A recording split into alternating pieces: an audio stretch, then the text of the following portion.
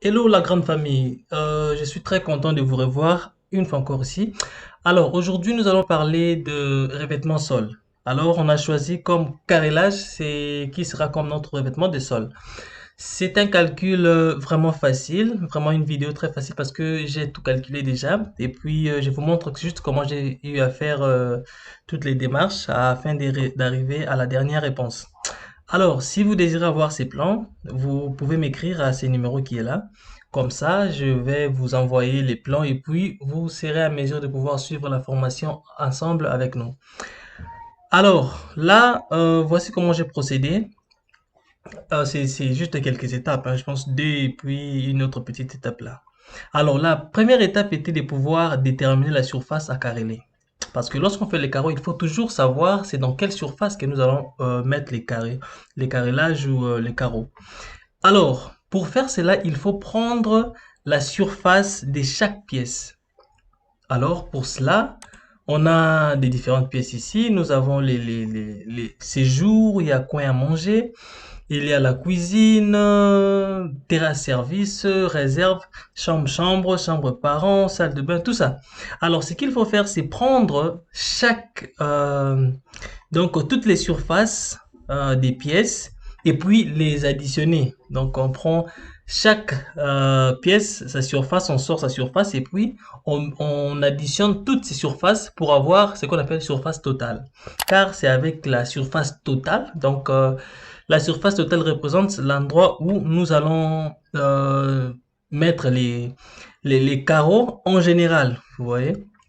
Alors, c'est ce que j'ai eu à faire comme démarche. J'ai pris tout ça, ces jours, ça nous a donné 17 et quelques. Si la cuisine qui nous a donné 6 et quelques, et puis réserve. Donc, tout est là.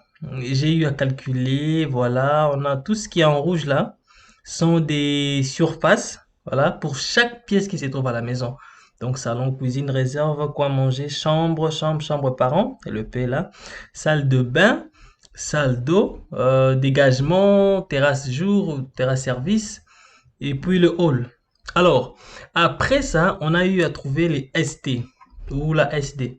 La ST signifie surface totale. Ça veut dire on a pris toutes les surfaces, nous les additionnons. Après l'addition, on a eu à trouver 80 mètres carrés. Donc, il faut comprendre quelque chose parce que là, vous pourriez peut-être me dire ou vous pourriez vous dire pourquoi ne pas justement prendre la surface totale de la maison au lieu de prendre pièce par pièce. C'est bien de prendre la surface totale de la maison, c'est bien, mais vous excédez grave. Pourquoi?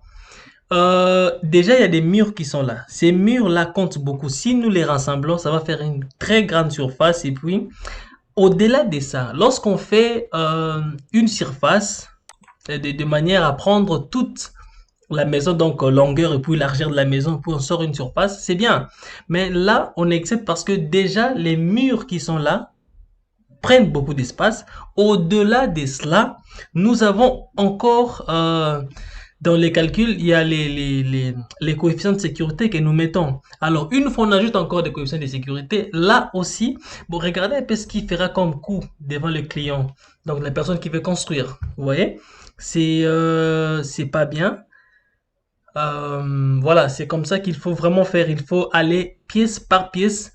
Et la deuxième raison serait, désolé, la deuxième raison serait parce que toutes les pièces de la maison n'y va pas avoir toutes ces pièces ne vont pas avoir une seule sorte de carreau. Vous voyez, le salon pourrait avoir sa marque, coin à manger aussi autre peut-être. Le couloir là ou dégagement aurait aussi une autre sorte. Les chambres et ainsi de suite. Mais dans cette vidéo, j'ai juste pris voilà une idée qui sera générale. Hein, voilà, c'est des 50 par 50. Voilà, on vient là.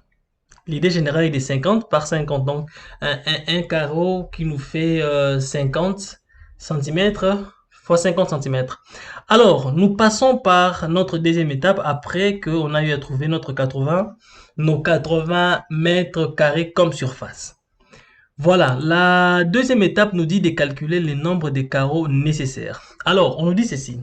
il faut d'abord déterminer la surface en mètres carrés que va occuper un carreau en appliquant la formule suivante. Longueur et puis largeur des carreaux en centimètres. Vous voyez, donc c'est là. Et puis, nous allons diviser cela par 10 000. Donc, l'effet de diviser ceci par 10 000 nous fait ramener de centimètres en mètres carrés. Vous voyez? Donc, on arrive là, on fait 50 multiplié par 50, on divise par 10 000. Nous arrivons à prendre 0,25 mètres carrés. Alors, ces 0,25 mètres carrés, c'est la surface qui occupe un seul carreau. Donc, une seule pièce de carreau. Et alors, pour cela, nous allons, c'est un calcul vraiment simple parce que j'ai tout fait. Voilà, je vous montre juste ce que j'ai fait comme démarche. Alors, pour connaître le nombre exact des carreaux achetés, il vous suffit d'appliquer les calculs suivants. Surface à carré en mètres carrés divisé par surface en mètres carrés occupée par un carreau. C'est ça là, ça. C'est simple, on prend nos 80 et notre 0,25. Donc, on fait juste la division et puis nous avons 363 et puis 60 et quelques pièces de carreaux. C'est ce qui nous amenons à directement 364 pièces de carreaux. Alors, j'ai eu à faire une vidéo dernièrement sur les carreaux supplémentaires. Les carreaux supplémentaires, c'est lorsque vous avez différentes sortes de poses de carreaux.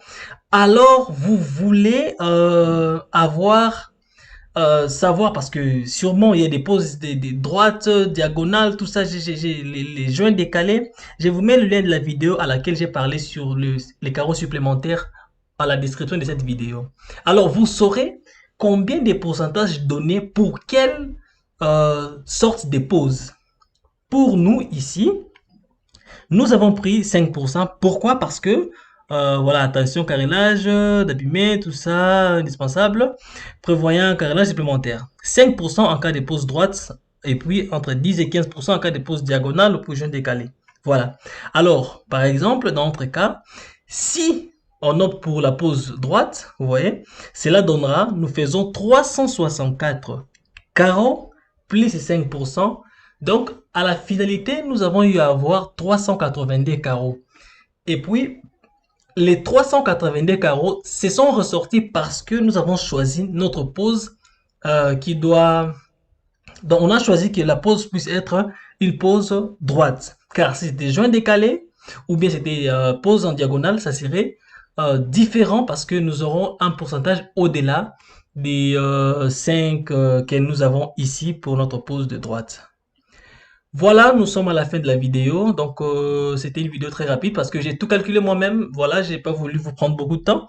J'ai tout calculé moi-même et puis voilà, vous avez juste les réponses. Mais je vous supplie, si je peux dire ça, de vous exercer parce que regarder c'est bien comme ça, mais lorsque vous ne vous faites pas exercer par des calculs qui seraient différents de ce que moi je vous donne ici, ça sera un peu une difficulté pour vous de vraiment comprendre de quoi on parle.